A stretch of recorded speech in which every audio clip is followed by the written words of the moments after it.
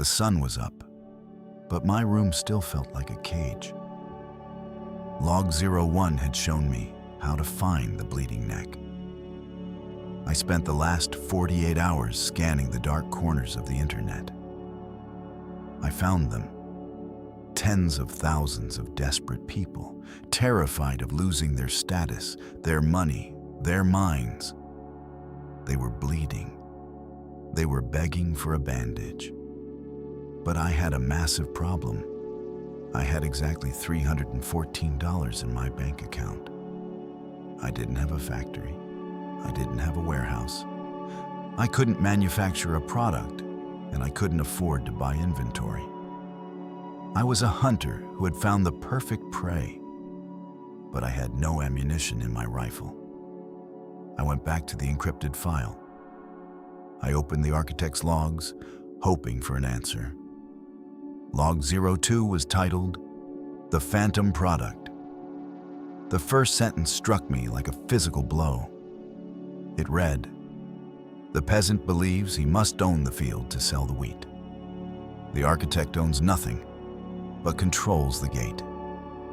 I leaned back in my chair. Society had always taught me that to start a business, you needed capital. You needed a physical location. You needed to take on massive debt to buy things, store them, and hope someone would buy them from you.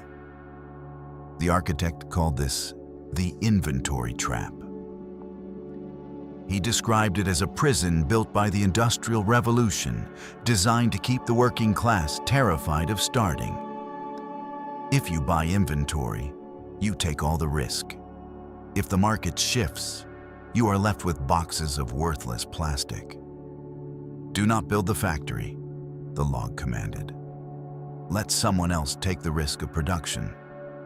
Let someone else deal with the supply chain. Your only job is to control the traffic." I was about to learn how to sell a ghost. I stared at the glowing white text against the black background. "The world is full of desperate creators," the architect wrote. "There are factories running 24 hours a day, turning out glass and plastic and circuits. There are software developers rotting in their bedrooms, writing code for applications no one has ever heard of. There are experts who have spent decades mastering a craft, only to realize they have absolutely no idea how to sell it. These people are the peasants of the digital age. They are obsessed with creation. They believe that if they build a good product, the world will automatically hand them money. They are wrong. And because they are wrong, they are starving. Your job is not to join them in the factory. Your job is to rescue them from their own incompetence and charge a massive premium for it." The journal detailed the concept of digital arbitrage. It was brutally simple. Find the man holding the bandage. He is usually poor, frustrated, and desperate for customers. Then, find the man with the bleeding neck. He is terrified, in pain, and desperate for a cure. The architect simply stands between them. You do not touch the product. You do not ship the box. You do not write the code. You create a digital phantom. You build a storefront, a landing page, a gateway. You present the cure to the bleeding neck at a premium price. When the desperate man pays you, you turn around, hand a fraction of that money to the starving creator, and tell him exactly where to send the bandage. You keep the difference. You are a ghost in the transaction. The implications hit me like a freight train. I had spent my entire life thinking I needed to invent something brilliant to become wealthy. I thought I needed patents. I thought I needed a warehouse. I thought I needed investors. The architect was telling me that creation was a trap for the ego. The true power was not in making the cure. The true power was in controlling the distribution of the cure. "The phantom product," the text continued. is the ultimate vehicle for wealth extraction. If a product fails, you lose nothing. You simply delete the digital storefront and move on to the next. You are fluid. You are untethered. You carry absolutely no weight. I realized I didn't need $300 to start. I needed zero. I just needed to connect the agony of the market with the desperation of the supplier, and I already knew exactly where the agony was. I didn't close my laptop. The adrenaline was overriding my exhaustion. If the bleeding neck was the demand, I needed to find the supply. I needed to find the starving creator. I navigated away from the forums of despair and entered the digital marketplaces, the freelance websites, the obscure software repositories, the digital back alleys where brilliant but broke men tried to sell their masterpieces for pennies. It didn't take long. Within 2 hours, I found him. He was a developer halfway across the world who had created a brutal, highly effective piece of software. It was an algorithm designed to rapidly wipe clean a person's digital footprint, masking their location and hiding their digital assets. It was a masterpiece of code. But his marketing was a joke. He was selling it for $20. He had a gray, boring website that looked like a college project. He was listing the technical features. He was trying to sell digital privacy, that he was selling a vitamin. I knew my audience, the bleeding necks I'd found the night before, did not care about the technical definition of digital privacy. They were terrified of angry ex-wives, aggressive debt collectors, and financial ruin. They were desperate to disappear. They needed a painkiller. I didn't email the developer. I didn't ask for a partnership. I remembered another line from the architect's logs. The middleman does not ask for permission to build a toll booth. He simply builds it where the traffic must pass. I registered a new domain name. I built a single, dark, aggressive landing page. I didn't use the developer's boring screenshots. I used the exact language of the desperate men I had studied. I mirrored their terror.